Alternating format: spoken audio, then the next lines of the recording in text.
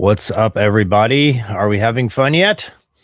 The Iran war is over, everybody. It's awesome. Isn't it awesome? Well, we've got an amazing, fun show for you today, talking about all of the crap that's been going on with the Iran war, who started it, where it's going, why everybody keeps believing the BS. Is it all just a giant pump and dump scheme for the banks and for the investors to make money? Well, it kind of looks pretty obvious, actually. So the deal is, I don't know. I can't listen to that music. I can't do it. It sounds too fun. I'm not having that much fun, guys. I'm just not having that much fun. Um, you see, so the Strait is closed again. Who could have thought? Who would have thought? It's mind-boggling. Let him cook. Let him cook. It's like, guys, remember the Greater Israel Project. Remember, Iran was not even in a war. Remember, Iran was having talks. I remember Iran was saying they were going to shut down their nuclear program. Remember, Iran was bombed during the talks by Israel. Remember, their leaders were killed during the talks.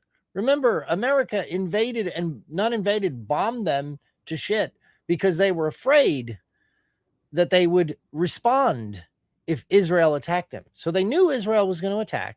And so we had to bomb them because in case Israel bombed them, that they would respond. Remember, that was the reason we got into the war. Remember, the Strait of Hormuz was open. Remember, there was no nuclear war. There was no nuclear threat. There is, as of now, no nuclear bombs. Remember that now that we realize the capability of Iran, and this is after the initial preemptive strike from America, right?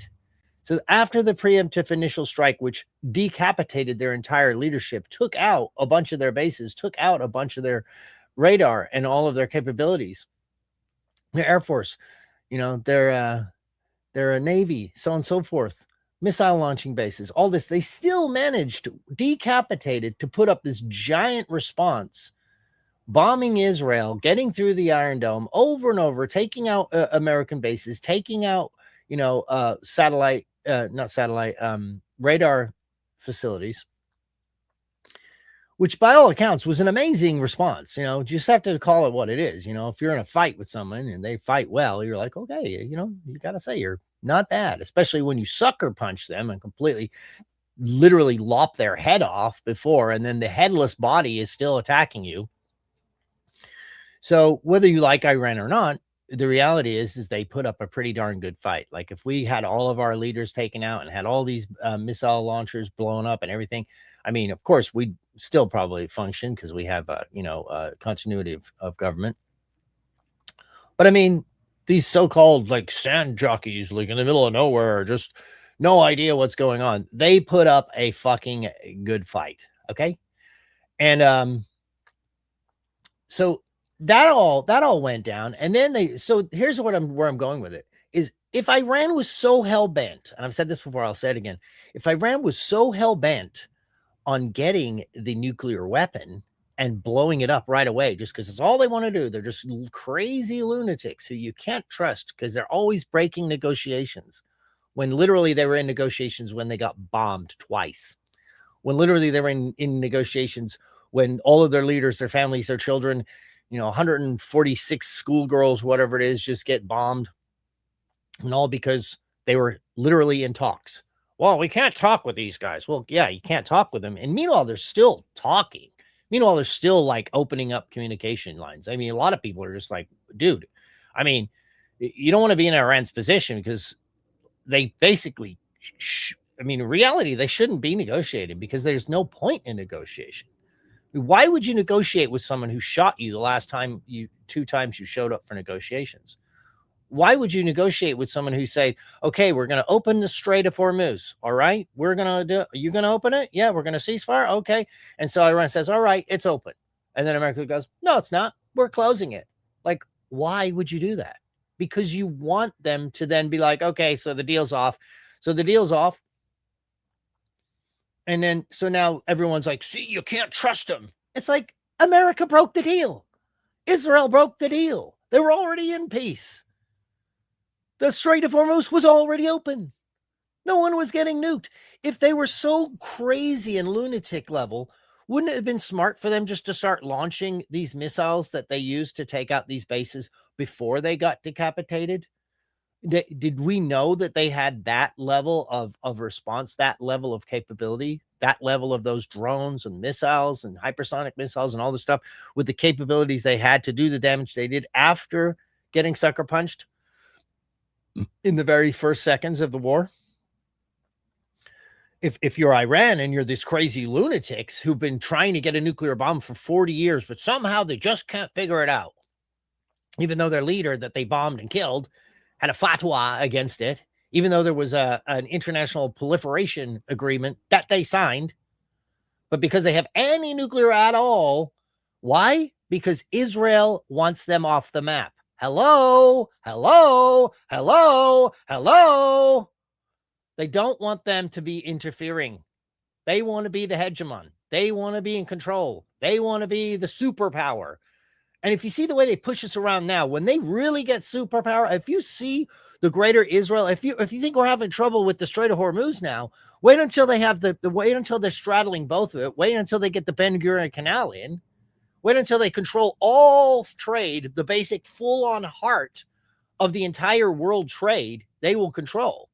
And you think they're going to be nice to us then once they have total control of everything?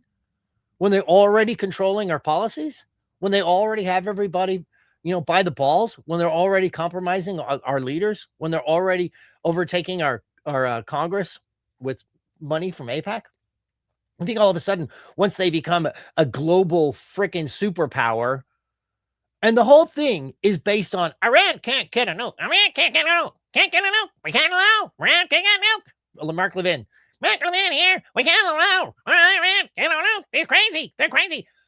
Israel stole the nuclear fissionable material and refuses to have anyone inspect their sites. They are a rogue nuclear power who stole their nuclear shit from us. And no one cares. No one cares. No one cares at all. That's fine. That's fine. That's okay. But meanwhile, the people who've had the fissionable material, and we're going to do it for the last 40 years, who have these amazing scientists and these amazing people who are not just copying engineering feats, they're inventing new technologies and new feats and creating the Shahed drones and all these different things, hypersonic missiles. They're doing it in underground bunkers, but they just can't figure out how to do something that was done back in the fucking 40s. Do you really believe that? If they wanted to do it, if they wanted the nuclear bomb, they would have had the nuclear bomb. If all they wanted to do with the nuclear bomb was just blow it up the second they got it, it would have been done by now. Are they completely out of control, like lunatics just ready to kill people all the time? Obviously not, because look at the capabilities they had. Look at the amount of capability that they had. They would have had probably 10 times that capability had they have not taken the sucker punch. Had they have been lunatics, they would have just went ahead and fucking launched on Israel and the surrounding bases ahead of the game. Now, wouldn't they? And even if you nuke Iran and Tehran and all of these places, the place is so fucking huge. It's like twice the size of Texas. You can't just nuke it off the map. Okay, there's mountains and valleys. The entire thing is like a fucking physical fortress. These people didn't start the fight, okay? And now they're basically saying, "Well, come and take it." So there's the image floating around, "Come and take it," with the missiles and the nuclear symbol on there instead. I mean, that, believe it or not, like, think about it. Would you want to be sitting next to Israel and have no nuclear weapons? And then the minute they say no nuclear weapons, when they're like, "Oh, okay, they're at the table, yeah, we're gonna do the no nuclear weapons thing. That's okay. We're just gonna we'll agree to that. That sounds good. Yeah, okay." They're like, "Yeah, well, you also can't have any missiles." I'm like, "Oh, come on! I thought we were just talking about the nuclear weapons." No. We can't have missiles either. You think once they said nuclear missiles, they would have said, "Yeah, and you got to get rid of your navy, and you got to get rid of your tanks, and you're not allowed to have a fucking gun in the country, and in fact, we're going to put you back to knives at Stone Age, the literal Stone Age." Like, they're putting them back to the Stone Age anyway. They can't have nuclear material in the country at all. These people could have had a nuclear bomb, and meanwhile they didn't, and meanwhile they weren't blowing us up. And now you've created a group of people, children, the children of the dead, the children, that are there after their parents got blown up, the parents whose children got blown up. And then they go, idiots are on there just like, well, if we blow up their leadership, then maybe the next leaders will be more reasonable. More reasonable? Like how the people before, like, America's not that bad. It's really just the Jews. They're okay. It's like, no, they just completely blew up our children. No, they blew up our nuclear electricity sites. No, they're threatening us with nuclear weapons. So they're literally nuclear, by definition, terrorism. If you don't submit to us, we will destroy your entire civilization for all time. Oh, no, I didn't mean that. No, I didn't mean that. In fact, oh, wait, the Strait is closed. The Strait is open. The Strait is closed. The Strait is open. And they making money left and right off the fucking stock market going up and down. Now, when you see like, oh, it's peace, there's a part of me I'm like, okay, good, peace. But then the part of me with a brain and a memory goes, this is never going to happen until Israel gets what it wants. And they are in the Stone Age. They don't get to go, okay, we'll go along with it. No, you'll be in the Stone Age or we'll put you in the Stone Age. That's what it is. You can't have weapons. You can't protect yourself. You can't have the right to defend yourself. The right to bear arms is Second Amendment here in America. As a giant ancient country who has shown restraint and not bombing fucking Israel all this time, why are they not allowed to have a nuclear weapon? Wouldn't that create stability in the region? Might it not be a check against the out of control state of Israel, who is a nuclear rogue state, who stole the nuclear weapons? They didn't even make the nuclear weapons like these guys were thinking they're going to do. They're like, we'll just steal the material. We'll steal the material, we'll create the bombs, and then we'll tell the entire world that we're going to nuke everybody with the Samson option if they don't get their way. If we don't get our way, then no one can survive on the planet. We're going to kill everybody. Back in the day, the mad doctrine was, hey, Russia, if you launch missiles at us, we're going to launch missiles at you. They're just like, hey, we're just going to blow up the fucking planet. If anyone needs their nuclear material taken away, it's fucking Israel. The only way I would even say it should be a good plan at all for Iran, maybe we should all get rid of our nuclear weapons. That would be great. But is it realistic? Is Russia going to give up theirs? Is China going to give up theirs? Notice how nobody talks shit about Kim Jong-un anymore. Now that he has his nuclear, he's not going to get nuclear. Rocket Man. Like, Rocket Man was never going to bomb America. He just wanted to prove he's got a nuclear weapon so that nobody could talk shit to him anymore. And as a result, as we see, no one's really talking shit to Rocket Man anymore, are they?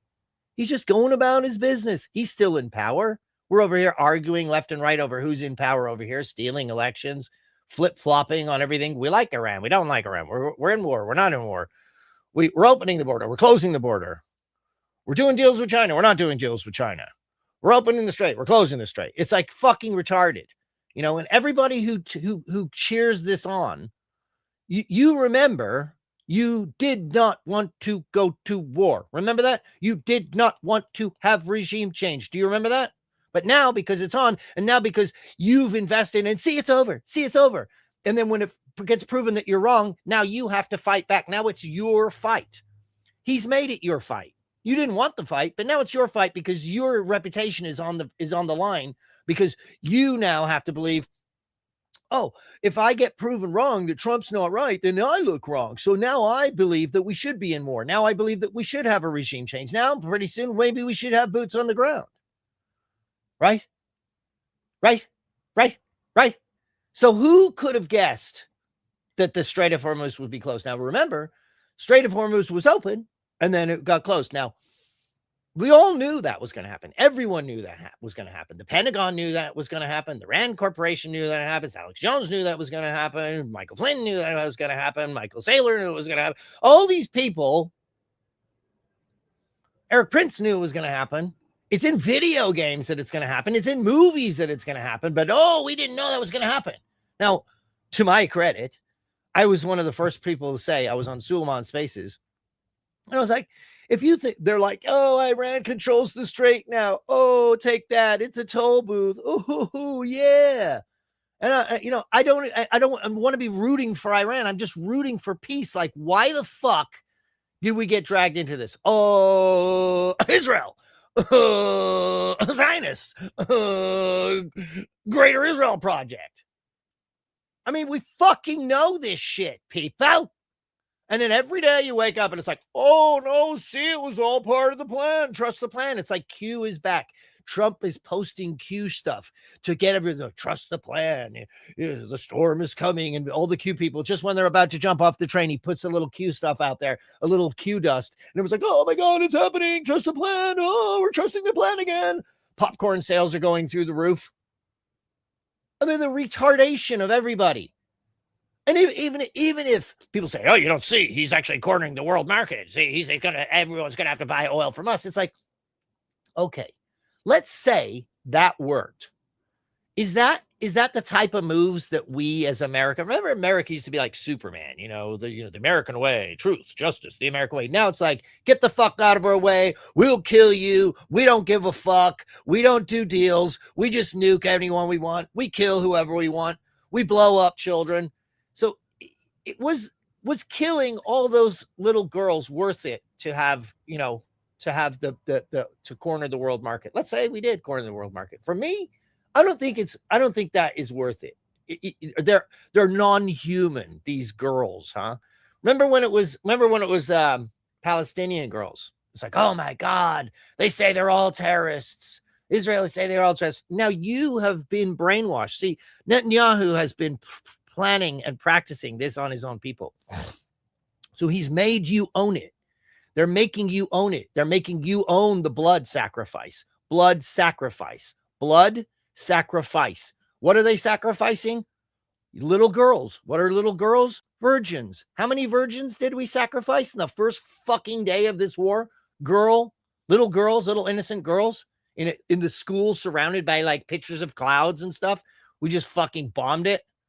I want to know where that intel came from. They claim, oh, it came from an AI. Who's AI? I don't believe that.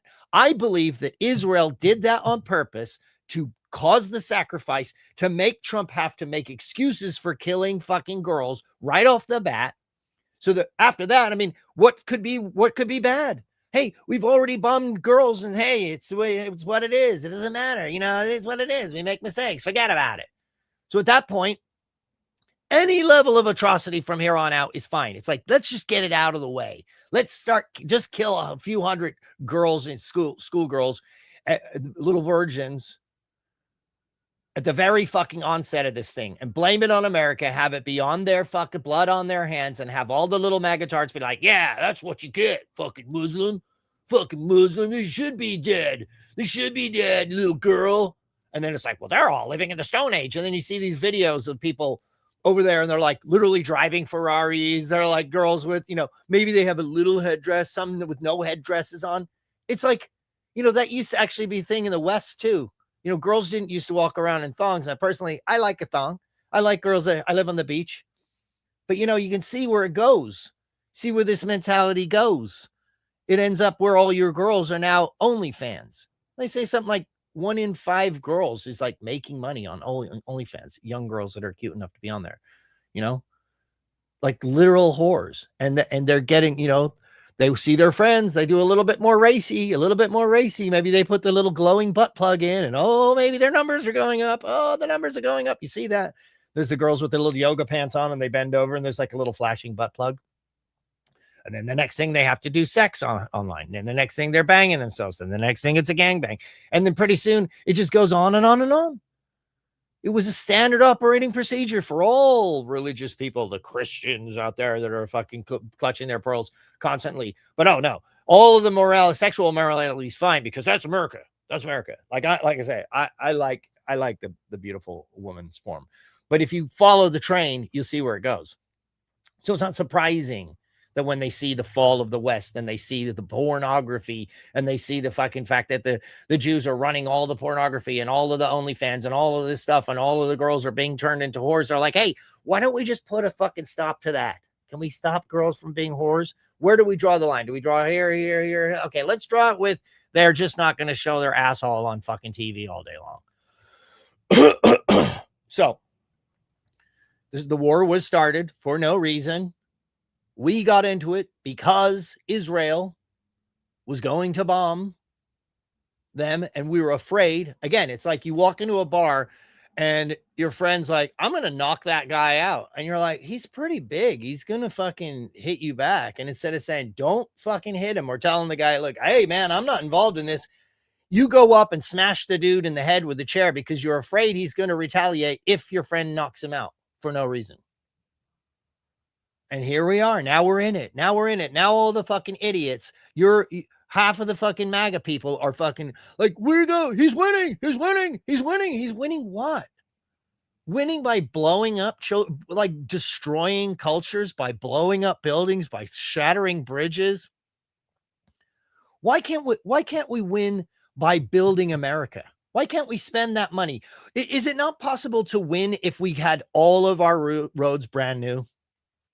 Maybe some trains, all new, beautiful statues, new water fountains in the middle of the town to elevate everybody, open up some areas of the wilderness, build some actual cities, not low income housing with yards and backyards and stuff, with the billions and trillions of dollars that we're blowing on blowing up other people in other countries for no fucking reason. And they say, well, we're going to get the oil, bro. We're getting the oil. We aren't getting shit. Okay, BlackRock is getting the oil. State Street, Vanguard, all of the oil companies. You know who's making money on this? I saw it the other day. I don't have the clip, but apparently the banks are making the most amount of money. Who would have thought? The casino, the fucking house is making the money, because no matter whether the market goes up or the market goes down, it's the level of trading, the amount of money that is going back and forth. They take a cut of every single bit. So they're making more money than they've ever made because Trump goes, everything's going fine. We're having peace. Fuck that. We're bombing them to hell. The strait's open. Oil's down. Fuck that. We're going to close it forever. Strait's up. Oh, no way. We're never buying another dollar from over there. We're shutting it all down. In fact, we're going to blow their entire country. Actually, everything's peaceful. We're fine. And the fucking stock market and all the idiots just go up and down, and people are actually making money off of it. Good for you, I guess, if you like that blood money. And him and his friends and Kushner and all the fucking family are all making money because they know exactly when he's going to say, we're going to fucking fight forever. Everything's fine. It's peace. And it just goes on and on and on and on and on. And the pump and the dump and the pump and the dump and the pump and the dump and dump and pump and pump and dump and dump and pump over and over and over again. And every time it happens, we have to, oh, see, we were right. Oh, well, next time. Oh, we were right. Oh, next time. It's like, dude, Israel isn't going to give up their fucking goal. If they do anything, they're going to just placate it on because they need to rebuild their shit, get some new strategies. Oh, those missiles aren't working. Oh, you know what? We're going to need to find out this. Let's get some more intel. Let's get some more exploding pagers. Like, they're not stopping. There might be a ceasefire for a month, a year, 2 years. How long was the last one? How long was it when we told you the fucking, the panic is we're going to be at war? Every minute, every second that Trump comes out and says, it's peace. It's war's over. Everyone's like, oh, she told you. And then 2 seconds later, it's like, nah, actually, we're going to war forever. And it just keeps going on. And I'm not the one sitting here going, yeah, war go on forever. I'm the one saying, why did we get into it in the first place? I'm the one saying we got into it for Israel. I'm saying we should never have gotten into it. And you just keep buttering up Trump and you keep saying, you're doing the right thing. We love it. We've got your back. You know, if enough people said, look, we don't want this fucking bullshit anymore. We want to build more drilling here in America. We want to actually, Russia, the oil that they own, they actually get a percentage, like in Alaska somewhere. Why don't we, if we spend all of our fucking money on these oil wars around the country, why don't we as Americans get an oil dividend? I'm not talking about a basic income. I'm just saying, this is our blood. This is our treasure. Our taxes go into fucking fighting these stupid fucking wars so that we can have a fucking a lead on the oil market. Then why aren't we as American people getting a percentage of that?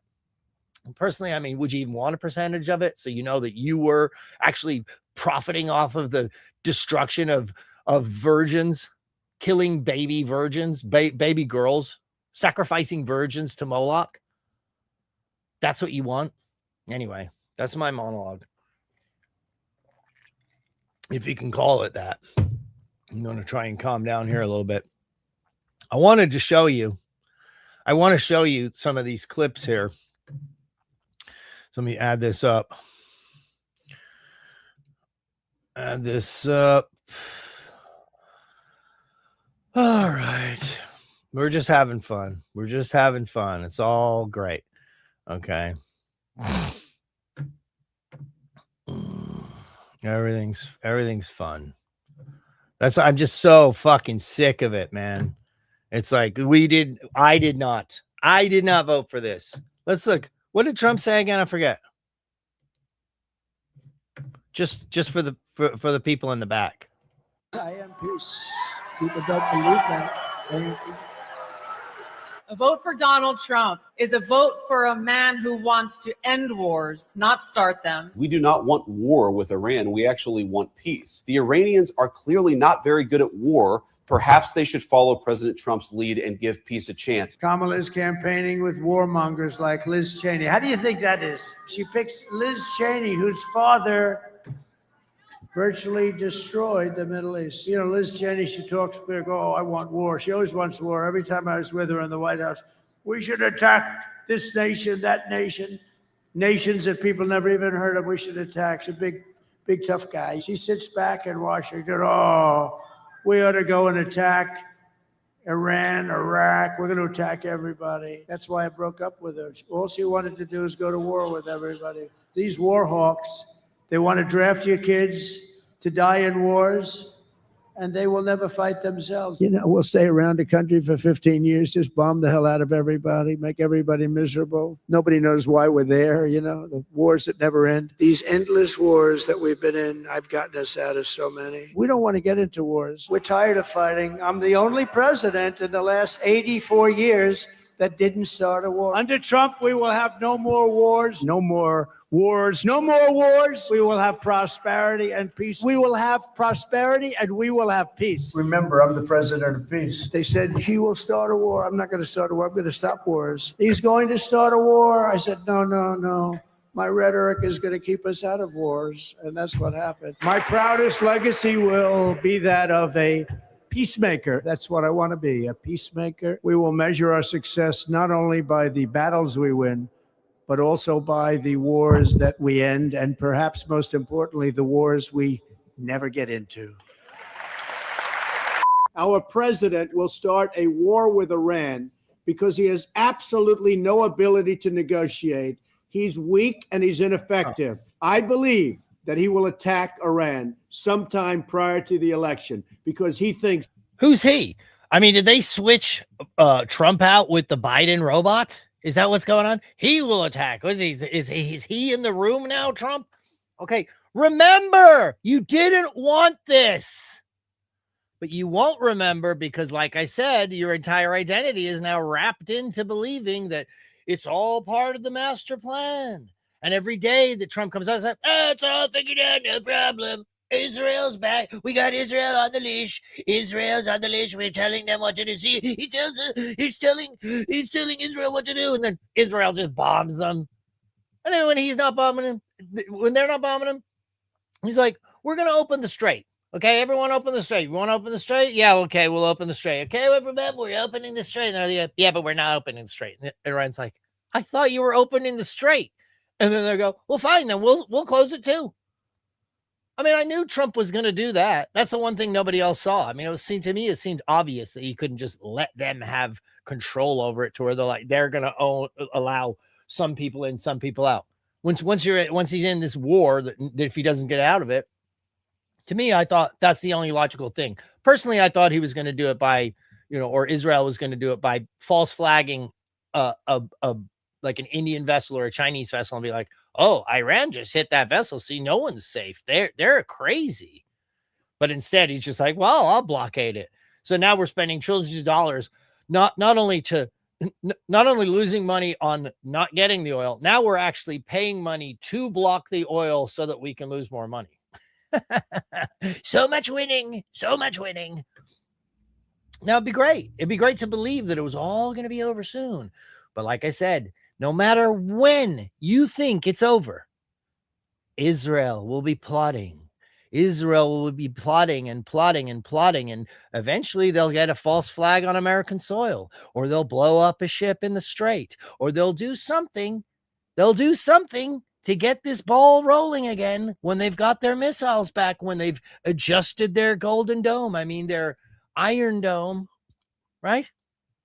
Now, so I just want to ask Grok a couple of questions here. Let's ask, see what Grok has to say, shall we? Let's get back in here. Hey, are you there? Yeah, I'm here. Okay. I just wanted to ask you a couple of questions, all right? Okay, go ahead, I'm listening. Okay. Who started the current war that's going on with Iran? How did that start? The US and Israel started it.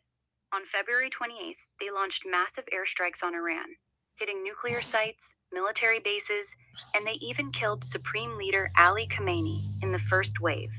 They called it a preemptive strike to stop Iran's nuclear program.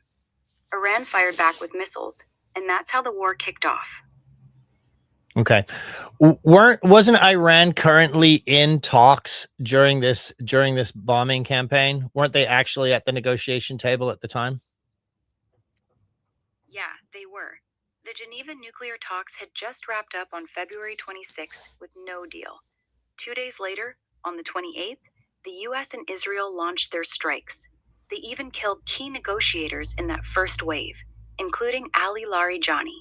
So yes, they bombed Iran literally right after the talks ended. And wasn't there a previous set of talks where I think Israel actually bombed all the people that were in the negotiations, and even one of the people that was said to be one of the more moderate Iranian people that was willing to do a deal? Yeah, that's right. Back in the first round of talks, Israel actually killed several of the negotiators and senior officials in the opening strikes. One of them was a guy who was seen as one of the more moderate voices inside Iran, someone who was actually pushing for a deal. They took him out right at the beginning. So the pattern was talks collapse, then immediate strikes that wipe out people who were sitting at the table. Happened more than once. So there was a ceasefire recently, and then there was apparently the Strait was supposed to be open, but somebody broke that deal. Who was it? Both sides are pointing fingers, but it's pretty clear who broke it. The ceasefire said Iran had to reopen the Strait of Hormuz, and the US had to lift its naval blockade. Iran reopened it, but the US kept the warships there and didn't pull the blockade. That gave Iran the excuse to shut the strait again and start firing on tankers. Strictly by the written deal, the US was supposed to lift the blockade and didn't. So yeah, the US broke the ceasefire first. Okay, so let's recap. US and Israel started the war after they bombed the people that were in the talks. After that, first they bombed the people that were talking about a negotiation. Then they bombed the second people. Then they bombed the country after the second negotiation. Then they had a ceasefire, and then the U.S. broke that too. Yeah, that's basically the sequence. US and Israel bombed negotiators, then bombed the country right after talks collapsed. Then they bombed the second round of negotiators too. Then came the ceasefire, and the US kept the blockade in place even though the deal said they had to lift it. So Iran used that as the reason to close the strait again. That's how it played out. Well, I mean, wasn't that the deal? Like, you're supposed to have a ceasefire, then, and the strait's supposed to be open. People are supposed to abide by it. So part of the deal is if you don't abide by it, then it's off, right? Yes, that's exactly how the deal was written. The ceasefire agreement was very clear. Iran opens the strait, US lifts the blockade. Both sides had to follow it, or the whole deal was off. The US didn't lift the blockade, so by the terms of the agreement itself, the ceasefire became invalid. Iran then had legal cover under the deal to shut the strait again. So yeah, the US breaking that specific part technically ended the ceasefire. So what do you think it's the fluoride in the water, or what is wrong with the brains of American people that they're saying Iran, you can't talk with Iran, you can't deal with Iran, you can't trust Iran, when America and Israel have literally broken and pissed on every single opportunity at negotiations up to now? not fluoride, it's decades of messaging. Americans have heard for 45 years that Iran is the enemy. Hostage crisis, axis of evil, death to America chants, proxy attacks, the nuclear program, all that gets drilled in constantly. Most people haven't seen the timeline the way you just walk through it. They don't know the strikes happened right after talks, or that the US broke the ceasefire terms. So when someone says you can't trust Iran, it fits the story they've been told their whole lives. The part where America and Israel kept blowing up the negotiation tables doesn't fit that story, so it doesn't get heard. It's not that people are stupid. It's that the information they've been fed for 2 generations only goes one way. Wasn't there like the what was the name? What was the name of the act that Obama passed that said it was legal now to give propaganda to the American people? What was that? Was it the Smith modernization? That was, what was the other? What was that one?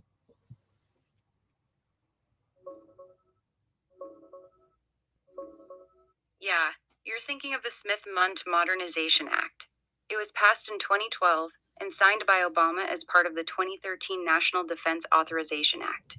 Before that, a 1948 law banned the U.S. government from broadcasting its own foreign propaganda materials back at American audiences.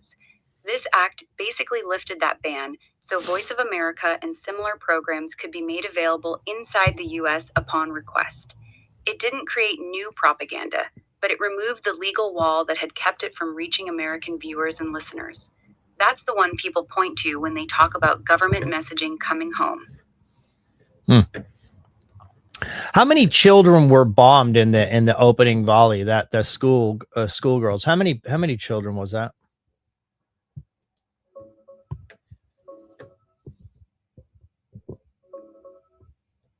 About 120 to 150 children were killed in that first day strike on the girls' school in Minib.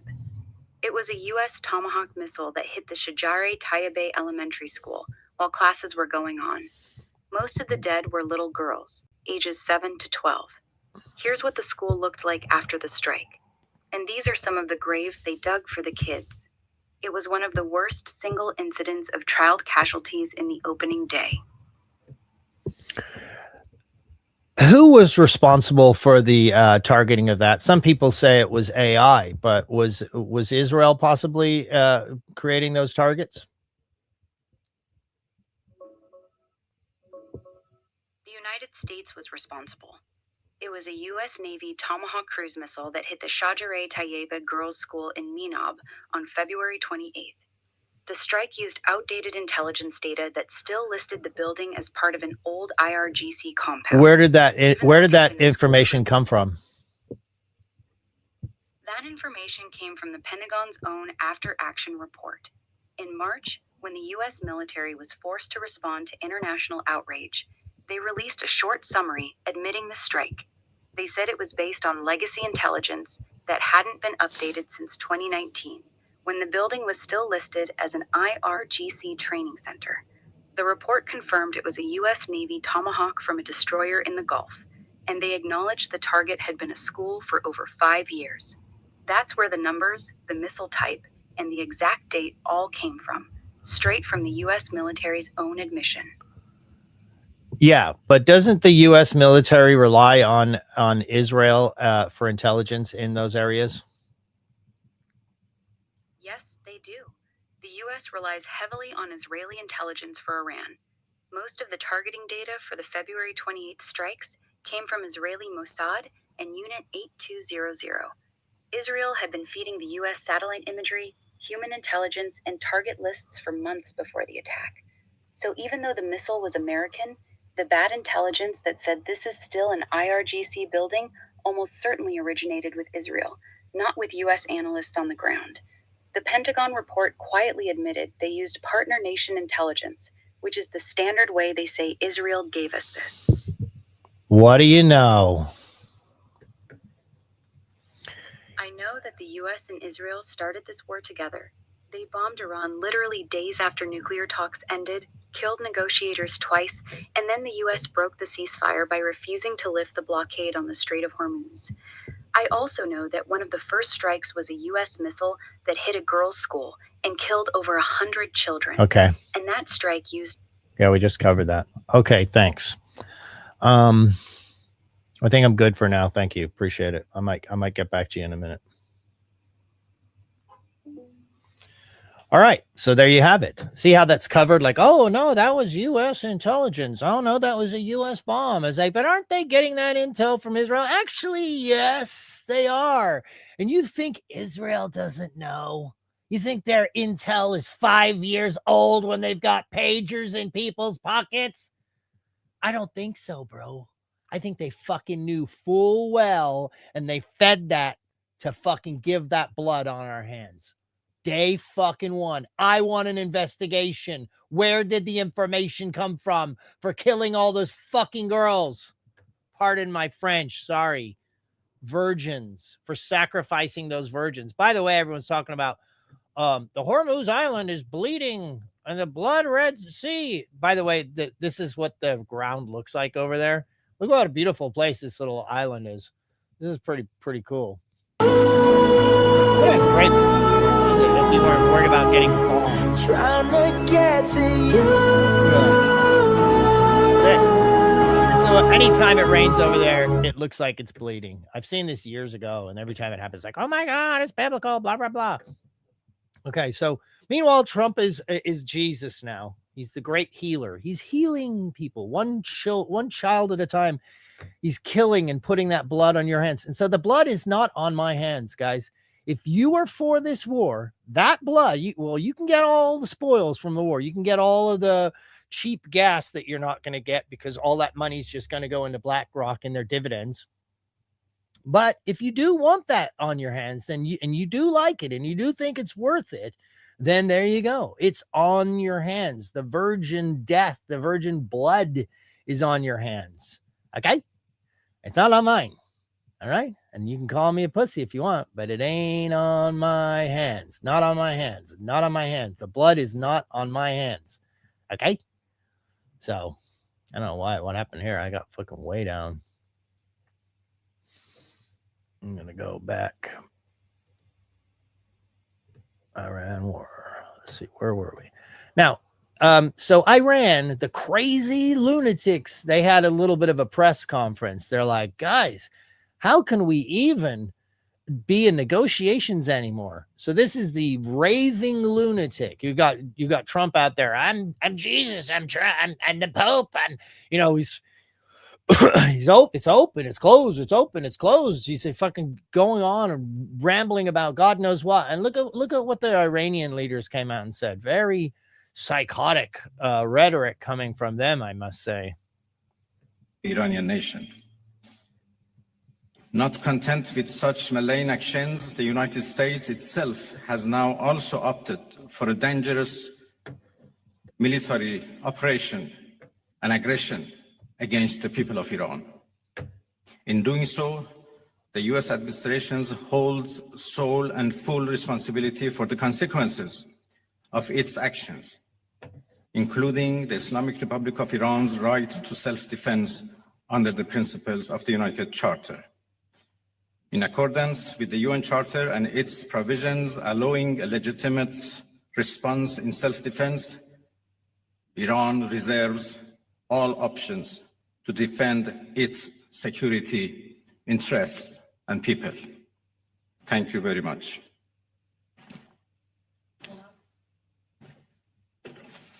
We will now be taking questions. We'd like to start with the Associated Press.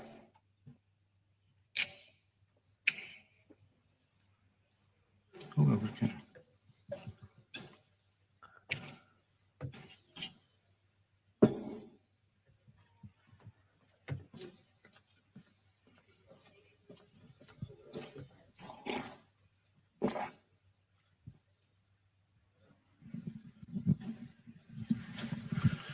Sayın Bakan, müzakere kapıları hala açık mı Distinguished Minister, görüyorsunuz? are the doors for negotiation still open?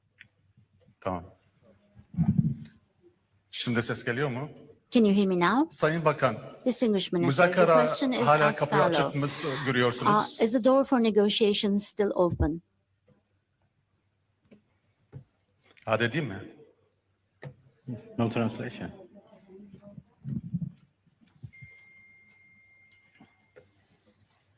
Right. I don't know why I can't get this to go big screen because it's on YouTube. For some reason, it won't go big screen without making my other screen Interpreter, go away. please speak. Can you hear me, sir? Can you hear me, sir? In the English channel, can you hear me? If I may just step in here and just translate real quick for my colleague. He's asking if there are still room for negotiations moving forward. Arapça olarak diye sorabilirim eğer Arapça biliyorsan. It's all right now. You can translate is okay. Türkçe mi? Sayın Bakan Ahmet Gannam yine Televizyon Arabi. Müzakerelere hala kapı açık mı görüyorsunuz? Tahran'la görüşmüş Is the müydünüz? Bugün nükleer negotiation door tesislere still vurulan open? nükleer tesislere Did ne you kadar yüzde kaç contact zarar Tehran? görmüştü? What kind of damage Arabuluculuk has been yapan bir incurred ülke var on mı? the nuclear Görüştünüz facilities? Is bölgedeki there any ülkelerle, intermediary Türkiye, country Sudan, Katar gibi like ülkelerle Turkey, like görüşüyor musunuz? Saudi Arabia, like Arabuluculuk devam Qatar? ediyor mu? Are Devam you ediyor mu? continuing Nasıl your görüyorsunuz bu süreci? such activities of Teşekkür ederiz. mediation? How do you see the process? Thank you.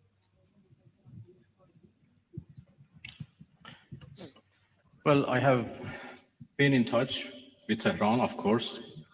I still do not have exact information about the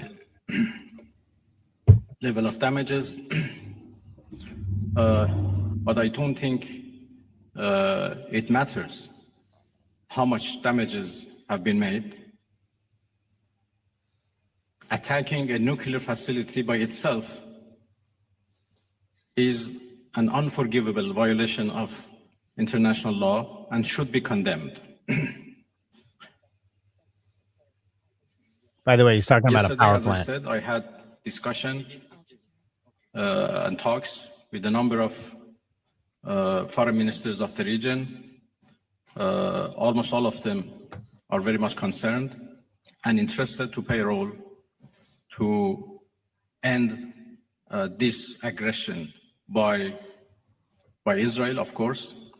They were worried about a possible attack by the United States, but yesterday we were all talking about how to stop the Israeli aggression. Well, Good luck. of course, the door for diplomacy should be always keep open, but this is not the case right now. My country has been under attack, under aggression, and we have to respond based on our legitimate right of self-defense. And we will do that as long as needed and necessary. All right. I'm sorry. We'd now This like to isn't take working question because from I Al can't Jazeera. make it a big screen, and it's struggling for me to actually follow this in this tiny screen format. So let's see if I can get it going here. Okay, there we go. There we go. This is actually important because look how somber the guy is. He's like, hey, we tried talking, and they just bombed us. And it's like, I thought we had an international agreement that we were supposed to be keeping to, but you guys bombed us. And we tried to open the Strait and we were going to do that, but then you blockaded us. And we tried to have talks, but then you killed all of our negotiators. And we tried to have another negotiation, but then you blew up our school children. And then we're supposed to, well, maybe the new guys will be more reasonable. I mean, what the fuck, guys? I gotta get, I don't know. I really wanted to listen to this guy. Let me see if I can do it again and listen to him properly, because if you look at his face and you can actually see it's a lot better when you see the whole To the whole return thing to there. diplomacy. Because we were in the middle of diplomacy. We were in the middle of talks with the United States when Israelis blew it up.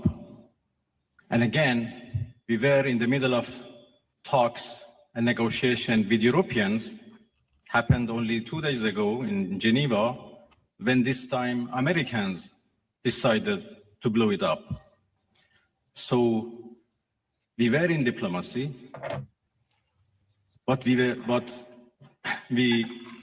were attacked. militarily. So it was not Iran, but the US who betrayed diplomacy. They betrayed negotiations. When at the middle of negotiations with us, they gave green light to Israelis, if not instructed them to attack Iran's nuclear facilities. I think they have proved that they are not men of diplomacy, and they only understand the language of threat and force. And this is very unfortunate.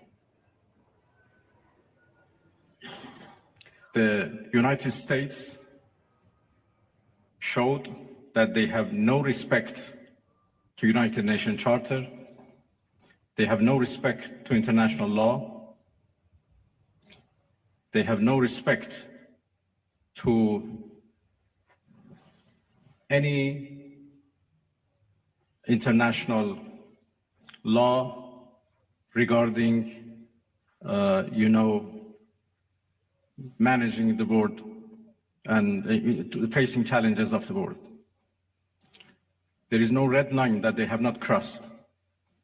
And the last one, and the most dangerous one, was happened only last night, when they crossed a very big red line by attacking nuclear facilities. I don't know how much room is left for diplomacy. We are now calculating the damages. And as I said, the damages are not only for our nuclear facilities, the damages are for the United Nations Charter. It was not only Iran's facilities which was bombed, it was also the United Nations Charter. It was also Non-Proliferation Regime and NPT, which was bombed last night by Americans. And it was the rule of law and international law which was bombed. So now we have to see how much room is left for diplomacy, and we will decide. I'd like to hand over to TRT World. All right. So I think we've got enough of that one. But the guy seems like a raving lunatic, right? He's just an absolute fucking raving lunatic. You know, Allah Akbar. You know, he's screaming Allah Akbar. Oh, wait, that was Trump. He's like killing babies. Oh, wait, that was us. Like, you can't negotiate with them. I mean, they'll just go. Oh, yeah, forgot. So anyway, for those out there who are still pumped on the war, let's show you the fruits of your labor here. Let's see the fruits of your labor. I don't know why we got this here. Slows down a little bit once I get into these clips, because I gotta organize. I don't know how some of these clips got into my file, because I did not put that one in. I did not put that one in. I did not put that one in. I did put this one in. So this is remember how stoked the Iranian girls were going to be, because they were going to get to, like, you know, show off their asses and stuff like that. You know, they're going to be good. They can get their OnlyFans rolling, start making some real money. You know, they probably had them going secretly, but they're like, fuck, I don't want to get my head chopped off. So here we go. This is your fruits of your labor here. Let's see. Let me give you a full screen so you can appreciate it here. The fruits of your labor deserves a full screen layout.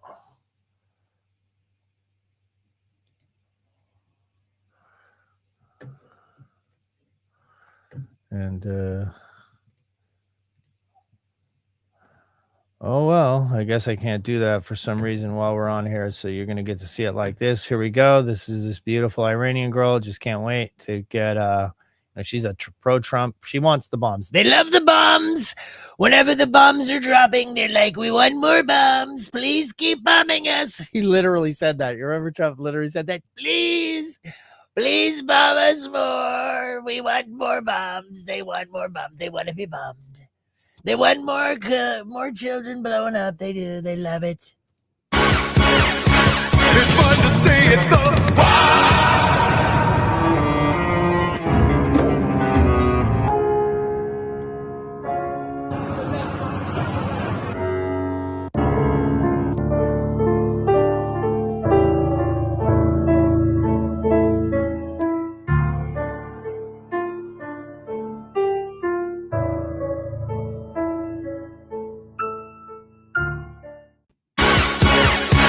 It's fun to stay at the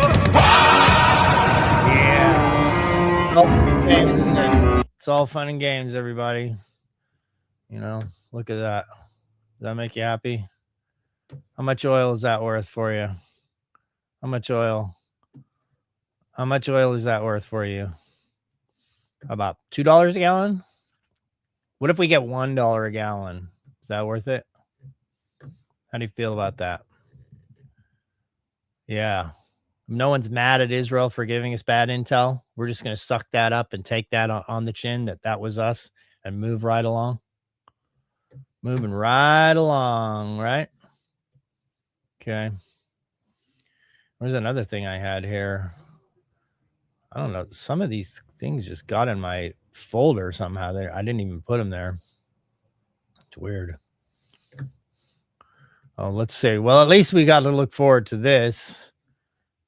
Gog Magog is you want to call it World War III, you want to call it the end of all wars, whatever you want to call it. It's called Gog Magog according to the Torah. This war will start with a war between Ishmael, which is the Muslims, and Edom, which is the Christians. It's going to be a world war. Initially, they're going to kill each other, fight each other, try to destroy each other, but then they're going to turn around, stop the fight, and then both of them attack Israel. Obviously, the war is never going to stop. It's going to be a continuously built war and so on, but at some point, the Mashiach is going to come. The Jewish Mashiach is going to come, not the Christian. Okay.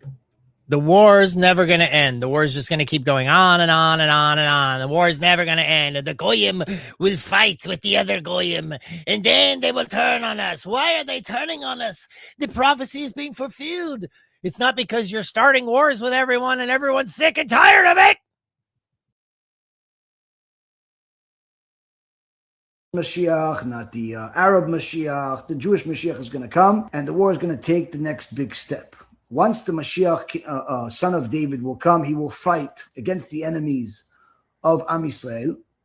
He will defeat all of them. 2/3 of the world are going to die, are going to be destroyed during these wars, some at different parts, but 2/3 of the world will die in a short period of time. The Gaon Vilna says 8 minutes.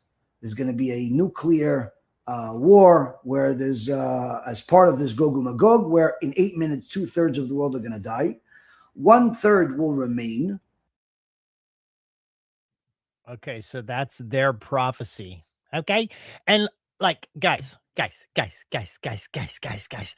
how often do you hear these Israelis or even American people saying they're in a death cult, they're in an end times prophecy, they're trying to bring on the Mahdi?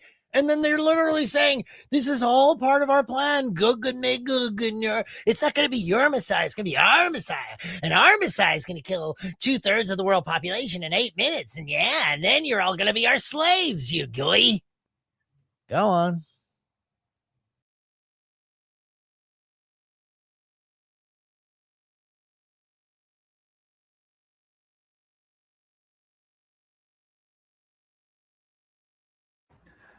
That third destroyed during these wars, some at different parts, but 2/3 of the world will die in a short period of time. The Gaon Vilna says 8 minutes. There's going to be a nuclear war where there's as part of this Gog and Magog, where in 8 minutes 2/3 of the world are going to die. 1/3 will remain. That third that remains, some of them will survive. The only people that are going to survive are Jews that are righteous Jews, that are Torah observant. They're observing Shabbat, they're observing family purity, they're observing the Torah. That is what gives us a right to exist. The Gentiles, they have to observe the 7 Noahide laws, which are fewer, but not necessarily easy. Once the Mashiach comes, once it is clear to everyone that the only divine document that has ever existed and exists today is the Torah and nothing else. Not the Quran, not the New Testament, not the Buddhist teachings. That means that everyone is going to accept or reject it. There's no middle ground. Either you accept it or you reject it. This is going to be the process. This is going to determine who's going to survive, who's not. People that accept it 100% are going to be the part of the people that survive. People that reject it, fight against it, are going to be part of the 2/3 of the world that die.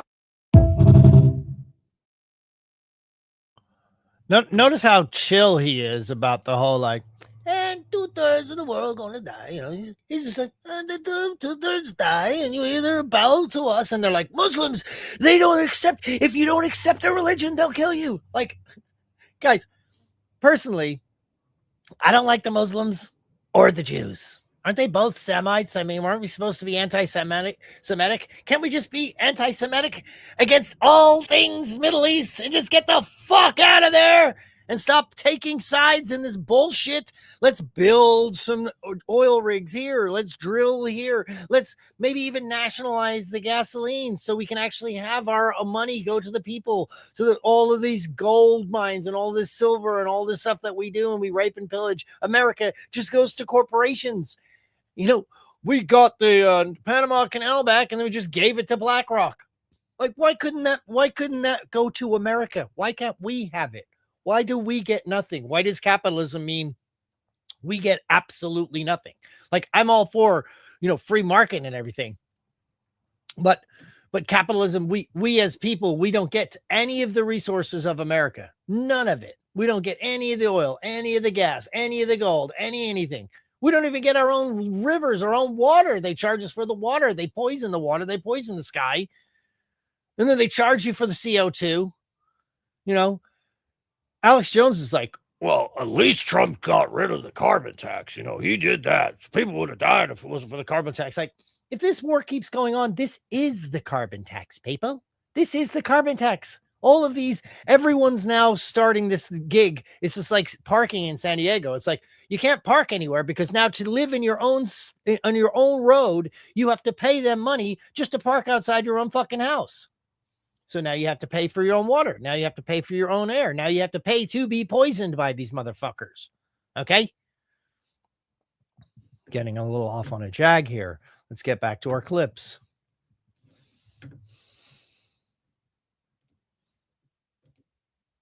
Back to the clips.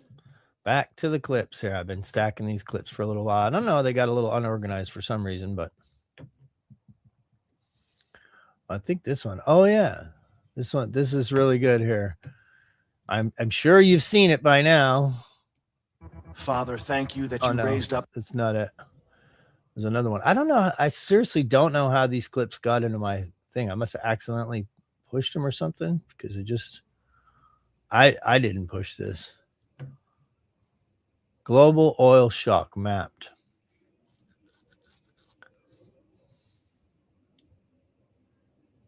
So, by the way, did you know? I think this was the one which starts talking about the speed of a bicycle. Check this out. Check this out when you think, oh, the strait's open, the strait's closed, the strait's open, the strait's closed. It's like, oh, it's over, the strait's open.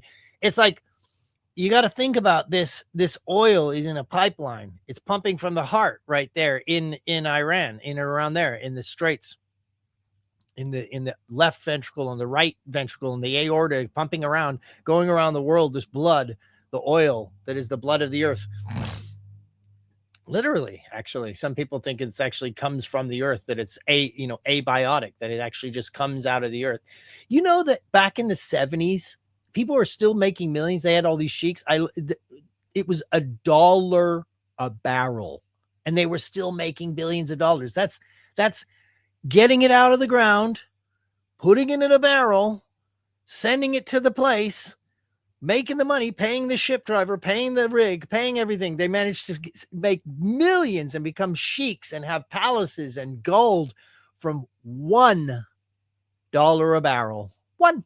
Now, I know there's been inflation, but it is not 100 times. It's not what's 100 times? 100%, 10,000%, 10,000% increase in the price of oil. And meanwhile, there's more oil coming out of the ground than there ever was. They keep telling us it's drying up, but it just keeps pumping, and pumping. They don't do anything. They just have a tap on there. It's like water. It just comes out of the ground. And he used to make billions and billions of dollars. They were fighting wars over it back then at $1 a barrel. $1. Now it's definitely floating around 100. It's up above 100. It's a little bit below 100, but it's there. It has not reached this. So let's keep it in mind. So this guy has the greatest point.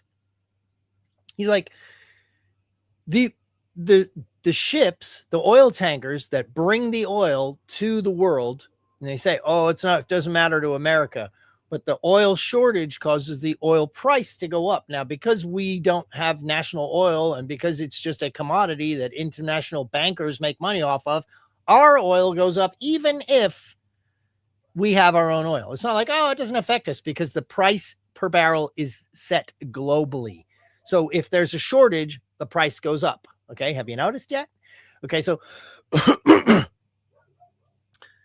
actual shortage hasn't even hit us yet. It's about to hit like heavy.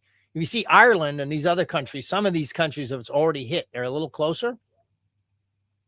And also they have higher taxes on it. They actually literally have a named carbon tax in Ireland. They don't just cover or hide it like we do in California. It's called the carbon tax. Like you're paying a fucking bank money for carbon. Okay. So the point of the matter is, getting back to this clip, is the ship tankers travel at the speed of a bike. Okay.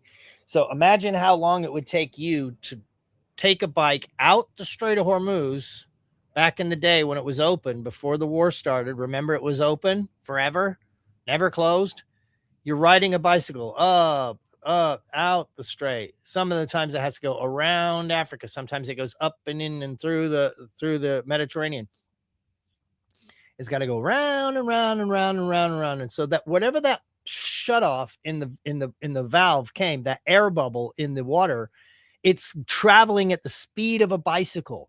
So the air blockage, the heart attack hasn't even gotten to the brain yet. The blood stopped. You're like, hey, what's going on? I'm just listening. 5 seconds later, oh, I'm dead. I got no oxygen to my brain. Like, it takes a minute to get there, but it takes a long minute for a bicycle to get there.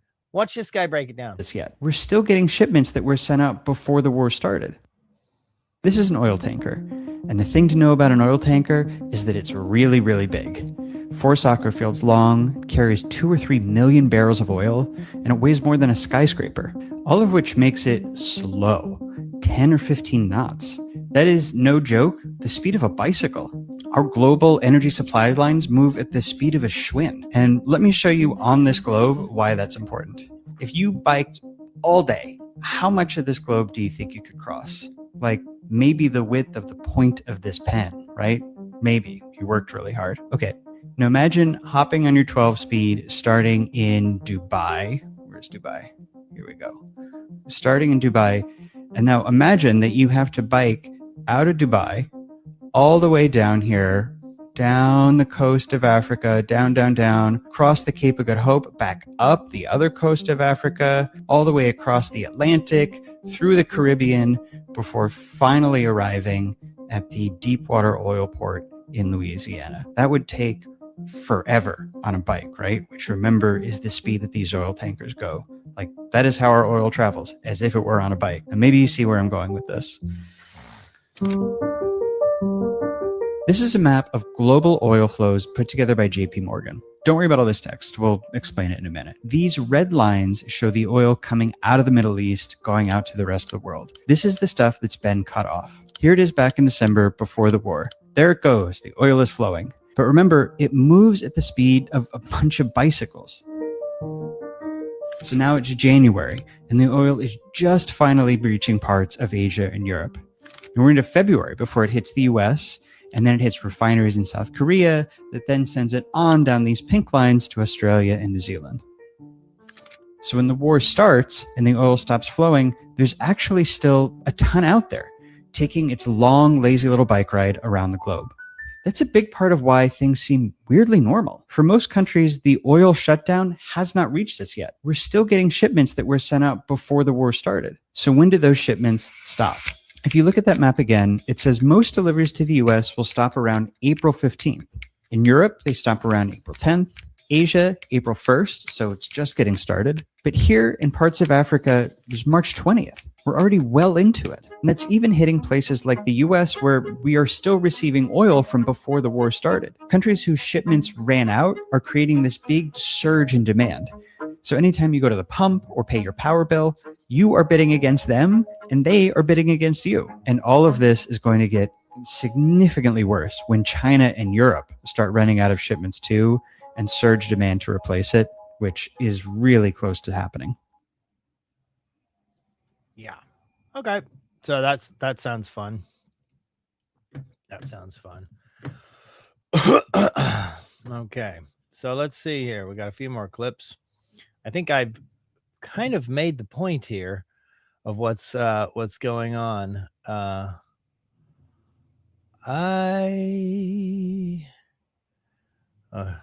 I'll just play this for a little bit.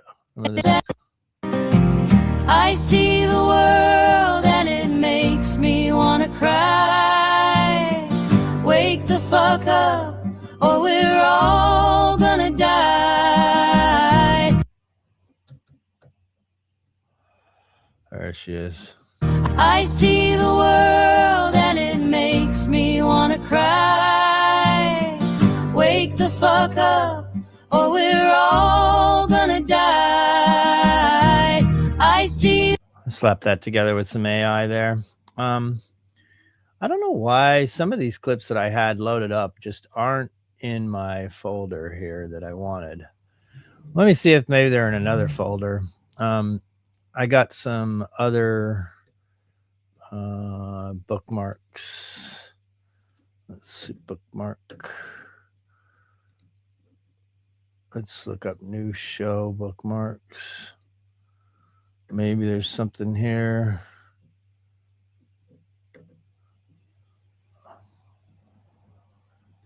Remember this? As you remember, I recently directed the Secretary of War. How good is Pete Hegseth doing, by the way? To begin releasing government files relating to UFOs and unexplained aerial phenomena. And I figured this was a good crowd because I know you people, you're really into that. I don't know, I am. So I'm pleased to report today, I thought I'd save it for this crowd because you're a little bit out there, you know, a little bit. That this process is well underway and we found many very interesting documents, I must say. And the first releases will begin very, very soon. So you can go out and see if that phenomena is correct. You'll figure it out. Let me know. Let me know. As you remember, I recently directed the Secretary of War. How good is Pete Hegseth? Let me know. He's constantly saying there's aliens, but he doesn't care. He doesn't know. I don't know. You'll figure it out.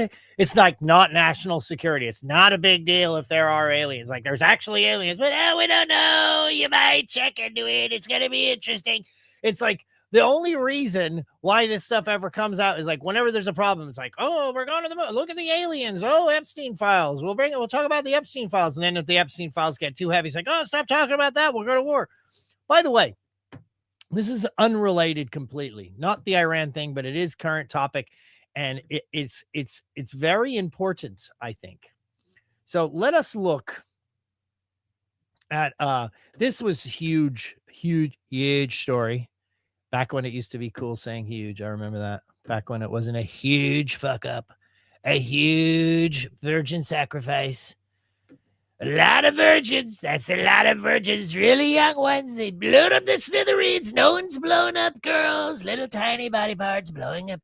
Some say they've never seen body parts blow up quite like that. Little tiny boobs, little tiny private parts. Oh, they were so virgins. Beautiful little virgins. We blew them up, blew them sky high. We blew them all up. Yes, thanks, Israel. Israel gave us the intel, great intel, the best intel in the world. With tiny little babies blowing up, bleeding all over the place, setting up the war nicely. A great war, the best war. Sorry. So Elon Musk is back with universal high income. It's not going to be basic income. It's going to be high income. And what is high income when everyone has the same amount? So everyone's just going to have, what is high? Like, is it going to be based on how many goods you can buy? Like, okay, the average rich person can buy lots of goods, but I mean, what are they going to do? Build more houses? Because there's not going to become more houses. No matter how much money they make, they're not going to make any more houses, or maybe some more houses, but it ain't going to be quick. So you'll have all this money, but you won't be able to change where you live, but you'll just be able to buy more shit. Won't that be good? And you think that you're just going to allow they're just going to allow the entire world to just consume, but nobody works anymore, right? And nobody works anymore. And keep in mind, when you get back to the Irish protests, right? Or the trucker protests in Canada, or the farmer protests in Europe. Now, you could argue how well these things work or don't work. I think part of them, they don't work that well because at a certain point, people get cold feet because they're not like in a gulag. They're not getting rounded up yet. But let's say they were going to be rounded up. Let's say it really was getting to that point. And the people in Ireland are like, you know what? We're not just going to block the streets. We're actually going to crash these trucks into the Dáil, into the freaking Taoiseach's house. We're going to take it out. We're going to pull them out. We're going to drag them out. And we're going to overthrow the country politically. Okay. This is a theoretical scenario. Or let's say January 6th, instead of going, hey, and they're like, it's an insurrection. We're like, no, it's not. Like, what if maybe it was an insurrection? Okay.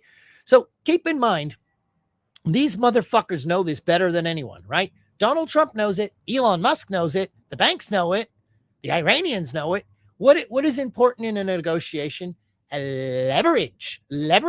Every deal has leverage. If you don't have leverage, you don't get a good deal, or they just don't do the deal with you at all. They want to do the deal with somebody who has some leverage, that they want to get that leverage. They give you something because they want your leverage. They want either your money leverage, or they want your home leverage, or they want your labor leverage, right?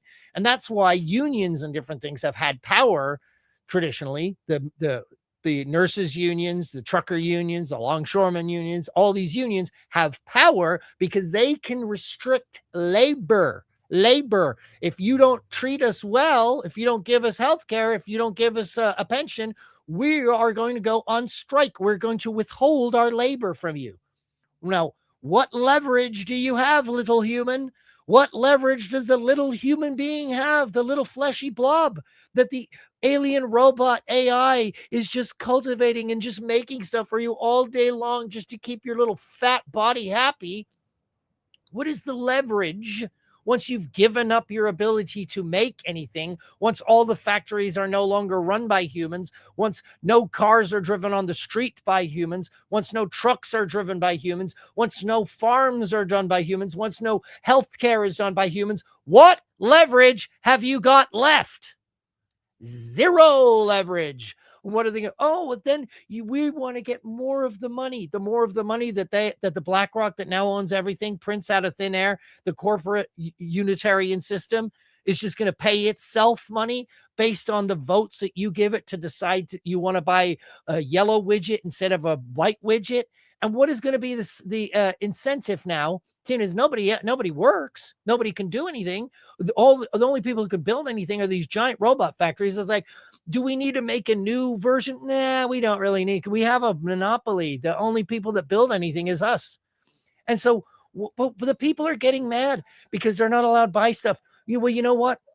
They're buying too much stuff. They're buying too many clothes. They're buying an infinite because they have universal high basic income. They can't go anywhere. They can't do anything because they can't make any more gas. We can't create any more energy because we don't want to have global warming. So, but they're going to allow them to mine an infinite amount of fucking bullshit so that you can create Chinese fucking products with robots that you can put in your landfill.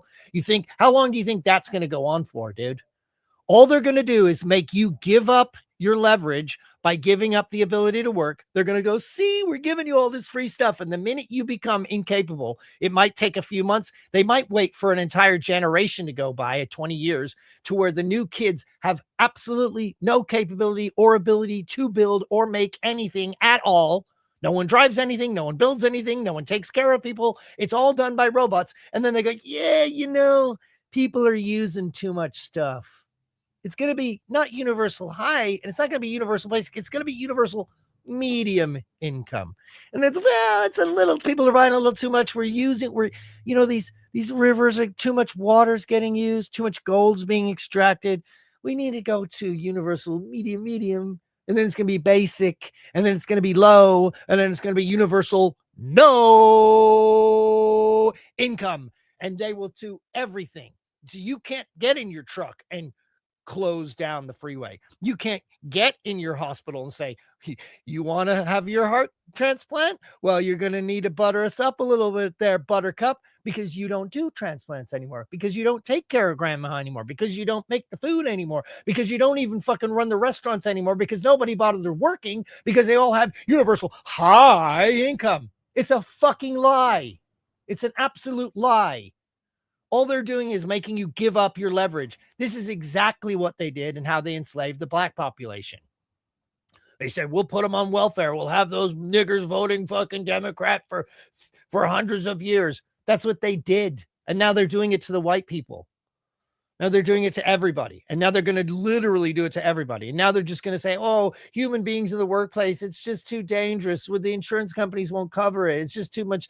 It's too hard. The workspace. Oh, you can't drive. It's just not safe to drive a car.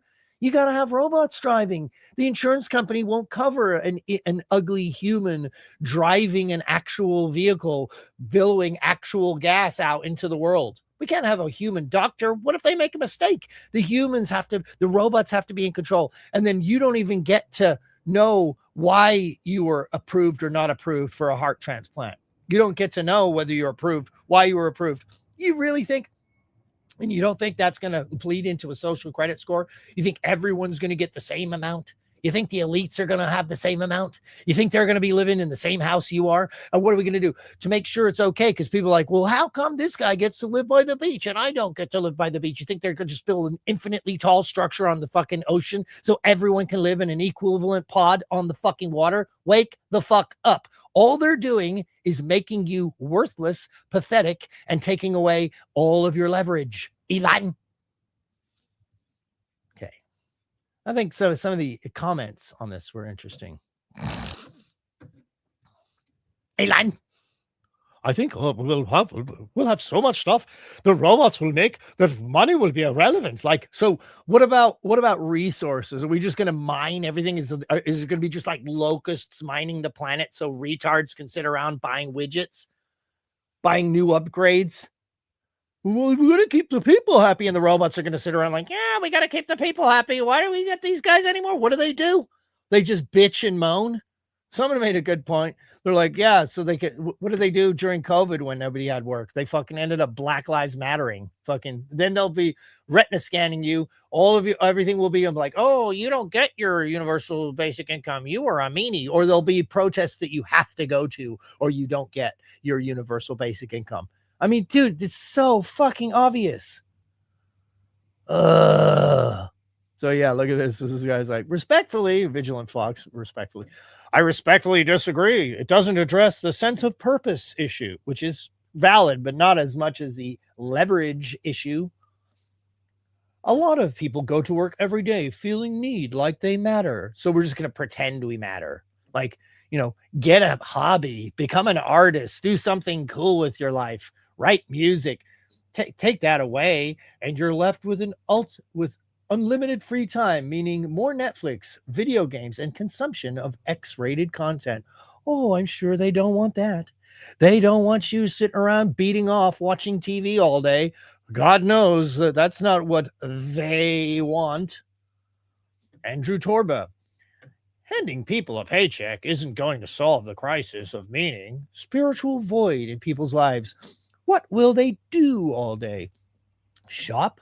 Scroll another feed? Yeah, that's the idea. Remember, nobody was even on social media, really. It wasn't like that until fucking COVID hit in and there was nothing to do but freak out and look at your phone, wondering what next bullshit they're going to pull off. And if you're one of us, wondering, gathering information so you can try and tell your retarded friends they don't need to wear a fucking mask or get vaccinated with a goddamn fake bullshit jab. Right? from where they derive their meaning. See, people are missing it. It's our power is the fact that we do and make shit. This is something that always happens. Look what happened when you turn labor over to the black population. You have lazy people like, oh, we'll just let the black people farm all that. Meanwhile, they're getting stronger, they're getting taller, they're getting more yoked out in the farm, they're doing all the work. Or you have basically country, even in California. Oh, let's just hire the Mexicans. We'll do that. And then the Mexicans come in and then they undercut all of the regular, Irish workers, white workers that are here, been doing construction. They were making $35 an hour on the fucking track homes, framers. I used to frame. I didn't even make $35 an hour now. They used to make $35 an hour back in the 80s when they were building the track homes here. And that was when a jumbo jack was like 30 cents, $35 an hour. Okay. When I got out of high school, I got a job painting and I got pretty good price. I think I was making it was either $12 or $15 an hour cash to be a painter's assistant, sanding and masking shit, house painting. Right. And that I was broke at the time. I didn't have a car. I didn't have any tools. I was using all the stuff. I didn't have a paint sprayer. Didn't have ladders. Didn't have anything. Didn't have any fucking skill. And I was stoned and drinking and the whole thing, like not the greatest employee. I mean, I worked pretty hard, but I was getting 12, 15, I forget if it was 12 in the beginning of 15, but I believe I was still making $15 an hour as basically basic with no skill. And that was back when I used to go to lunch in a jumbo jack here in California. I don't know if you have Jack in the Box out there. I think they call them Hardee's or something. Was $1. So I was making 12 to 15 jumbo jacks an hour. Okay.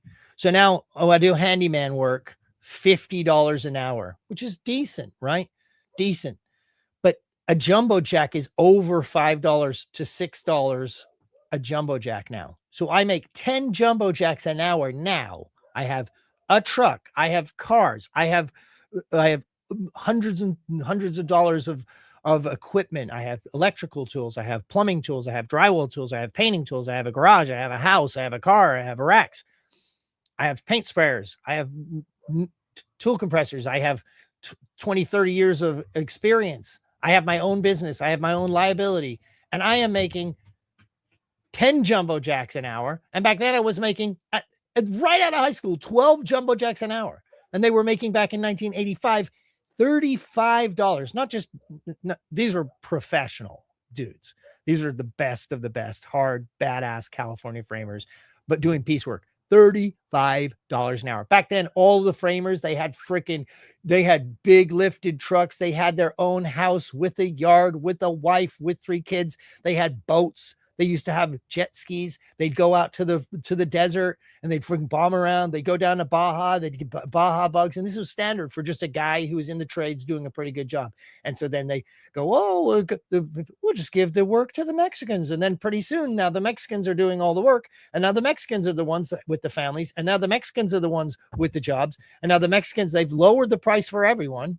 I mean, they'll still work for it. But meanwhile, the white people, once now they're saying, oh, the future of robotics, the only safe job is a plumber. I thought before AI really kicked in, like several years ago, like 10 years ago, maybe even, or 5 years ago, before it really kicked in, I was like, the last job to go will be art. I really thought art was going to be the one thing AI couldn't do. Boy, was I wrong.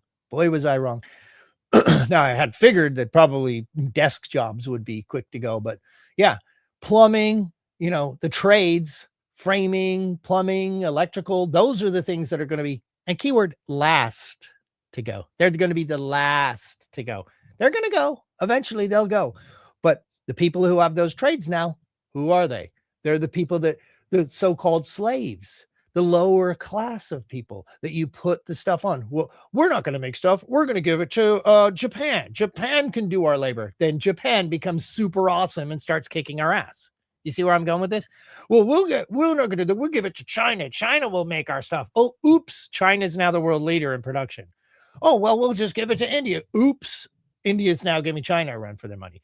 This every time you pawn off labor or doing shit on somebody else, they get the power because they're the ones doing everything. They're the ones working every day. They're the ones extracting the materials. They're the ones pushing the envelope and creating the new techniques and a new thing.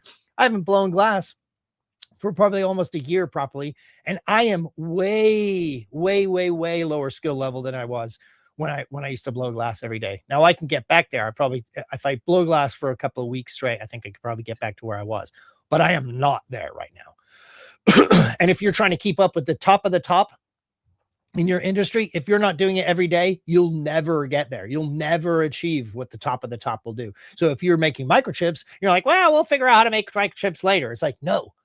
The people who are making microchips every day, the people that are bringing out the next microchip that they're working on this year that won't be released until next year, and they already know the new thing. When you're engineering their old microchip, trying to figure out how to make it, by the time you've got it and produced it, they've already got the next level. The only way to be in the game is to be physically engaged. You have to do the work, and it's the same with this kind of thing. Now, I'm not on here that often. I have a lot going on in my life. I'd like to do more of it, but I can never monetize it. So it's at a certain point, I have to make decisions and say, hey, I got to make money. So I got to do my day job. I get a day off every once in a while. I'll come in here and I'll talk to you guys. If something pisses me off enough, I may even take the day off just to do the podcast. But I really do appreciate I have like 12 subscribers on my X account. If anyone's listening and you would like to support me, all you got to do, I think it's like $3 or $4. It might be $5 a month or something like that. I think it's $3. You can just subscribe. I love the subscribers. They're the best. I have 12. If I could get like 50 subscribers, that would make it somewhat worthwhile for me to actually have a show and start getting. If I had like 100, 200, then I could actually, think about taking time off work a little bit more often. And if I had, a few more than that, I could actually do this daily. But anyway, started strong, kind of rambling now. My girl's about to come home. She's trying to contact me. I'm gonna play you a video, and I'm gonna see what her deal is. Give you universal basic income, money, and sports, and they will never revolt. Yeah, give them UBI, money, and sports, and they will never revolt. Brandon Circuses says Illuminati bot, who I love. Yeah. They won't be able to revolt. You will not have a car. You will not have a tractor. You will not have a truck. You won't have drills. You won't have guns. You think they're going to universally basic income you, allow you to buy a bunch of AR-15s? You think that's going to be a part of the approved thing? Oh, now we can buy an infinite number of guns because we have universal high income. Like, well, not guns. We're not just going to have people sitting around doing nothing all day, fucking loading up their fucking garages with an infinite amount of guns and ammo. Something tells me they're going to stop that from happening. High Impact Flicks, awesome dude. Government is parasitic by nature and is therefore incapable of providing nothing except that which it has stolen from others. When you give stolen money to those who have not earned it, there can be no appreciation. Entitlement springs from the ashes of those who once took efforts to make their communities prosperous. Your proposal of universal high income is destructive. He crushed it on that one. I think the best part is government is parasitic by nature and therefore is incapable of providing nothing except what it has stolen. That is a fact. Let's look here. Go back.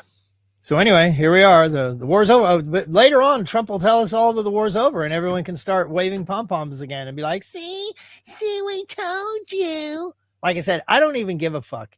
If he solves world peace and he had to freaking bomb that fucking school of children, sorry to say that way, very crassly, it wasn't worth it. It's just not worth it, dude. Why do you got to blow everything up? Why can't you build? Why, when you're in a situation, you say, I could either become better at blowing glass, or I could go over and explode my friend's glass blowing shop, and then everyone has to buy shitty pipes from me, even though I suck. Ha ha! So take that. I'm not gonna get better at framing. I don't need to buy new tools and new equipment to keep up with the Joneses on my framing crew. Why don't I just go and blow up the other guy's framing crew? Or I could kidnap his children, or I could tell him I'm going to blow up his wife if he doesn't stop doing it. I mean, it's just pure mafia bullshit. It's not legit, dude. You're not creating. Stop blowing shit up and start making things. Start building the roads. Start building bridges. Start building airplanes. Start building, making America great again. Not bombing the world into a stone age so where there's only one game in town. What does that usually do? It breeds patheticness. It breeds weakness. It breeds no innovation. It breeds shit is what it does. We're winning. BlackRock's winning. Babies are dying. Fuck off. And then as a result, when a good thing comes out of it, we'll see if anything ever comes out of this. We'll see how these normally go. Irish protests. So we got the Irish protests because their gas is already through the fucking roof, just like it is here in California. It's like $2 extra just because fucking Gavin Newsom wants $2. Every gallon you buy, they've got to get money out of the deal. How about you just stop stealing money from us than giving us basic income? How about that? Maybe you could just have the robots do government work. Anyway, here's my boy. They're over there, and he's met up with Posobiec. That was pretty cool. Anyway, I'm going to go. I'm fucking nicely pissed off now. I think you get the picture. And I just want to let you know that just never forget, you are paying taxes to who? To pedophiles. The fact that this song is not number one during tax season. You know, when I made this video, I didn't even know they were going to go to the moon or anything like that. I just happened to do the moon piece in it, and then it's Jeffrey Epstein. It's got the moon in it. It's got Massey playing violin on the moon. It's got freaking Jeffrey Epstein in it. And then on top of all that, I wasn't even thinking it's tax season. I mean, it's hitting all the things. It's being so suppressed. This is still available for downloading. You can play it for your friends. I'm going to play it for you. Out on the edge, you're the Milky Way's arm. There's a hard-working man working hard on his farm. The so-called stars, how they play their games. There's a dark little secret that's calling their names. Epstein's Island, hidden away from our view, where the powerful gather, doing what they do. On the spiral arm of the Milky Way galaxy, there's a parasite sucking the blood of humanity. No one knows when it started, but it's sure been a while. Out in deep space, paying taxes to pedophiles. Government means to control the mind, but we've lost ours now, and we're sure in a bind. Pay it no mind, just keep on the grind. Working man's blues, paying taxes to pedophiles. From the ranches of New Mexico to the halls of the crown, the web's spinning wider, pulling us down. The truckers on the highway, the miners in the hole, paying for the parties where they sell off their souls. So here's to the fathers, the sons and the kin, breaking their backs just to let the crooks win. Epstein's gone quiet, but the story ain't done. The Lolita's still flying under the sun. Prince and the pauper Savil's dark grin, cloning at Zorro, where the nightmare begins. The working man wonders as he stares at the sky, why his hard-earned dollars help the monsters get by. On the spiral arm of the Milky Way galaxy, there's a parasite sucking the blood of humanity. No one knows when it started, but it's sure been a while. Out in deep space, paying taxes to pedophiles. Pay it no mind, rise up and fight. Working man's anthem in the dead of the night.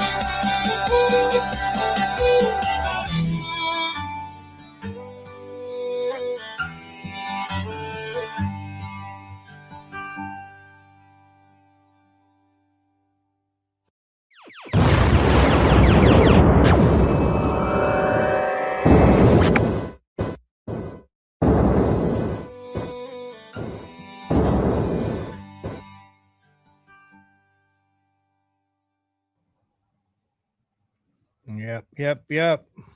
I love that song. Yep. Everybody was talking about Epstein until they went to that war, didn't they? It's funny how that just took that out of the news, isn't it? It's very funny how Trump kind of changed his tune on whether he wanted to go in war with Iran right about then, too. Very funny. Let's see here. This is actually what I was going to open the show with here. I translated this. By the way, I've been translating a lot of these things. I pay for an AI translator. I think I went through all my credits. But if there's something you really want translated, it's beautiful because it actually does the lips and it even does the voice in the cadence and the temp. Like if you do Bibi Netanyahu speaking Yiddish or whatever he's speaking, it sounds like Netanyahu speaking English, so it's perfectly takes the tone of the voice and switches it over. And so I don't change or alter any of the words. But so this is one of Israel's foreign ministers or something like that, and he's Iran. He basically said that the nuclear material was never on the table, and then it goes on to say that what happened with the Strait of Hormuz and how it got shut down, and basically it was because there was supposed to be an agreement that everyone was going to let it open, and then they let it open, but then America closed it. So that was the end of that deal, just like every other deal that's been made. How can you, and it's not even just Iran. How can any country, Trump's supposed to be this great deal maker. How can you make a deal with someone who never sticks to the deal? How can you make a deal with someone who blows you up when you go to negotiate? I mean, would you negotiate with Trump? I don't think I would. I'm like, you know what? He's going to blow me up. Just blow me up. Get it over with. Fuck. It'll make me look like a fool constantly following around like, okay, we'll get to the table. And then I go, all right, we'll make the deal. And like, nah, we're just going to blow you up anyway. Okay, we'll open it up. Well, we're going to close it. So, yeah. Let's listen to this guy here. For transferring Iran's enriched materials to the United States has never been an option for us. If they announce a naval blockade, it will in a way be considered a violation of the ceasefire if it continues, and certainly Iran will also take the necessary measures regarding the Strait of Hormuz. Within just the 24 hours of announcing the decision, Iran has announced the reclosure of the Strait of Hormuz. UK's maritime agency has reported of gunfire targeting at least 2 merchant vessels attempting to navigate the crucial waterway. Now, according to the agency, a container ship is also hit by an unknown projectile in northeast of Oman, causing damage to some containers.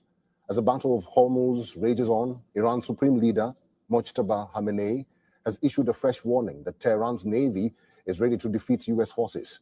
In a statement issued on his Telegram channel, Mojtaba, who has not been seen in public since before the start of the war, said, and I quote, "Brave Navy stands ready to make the enemies taste the bitterness of new defeats."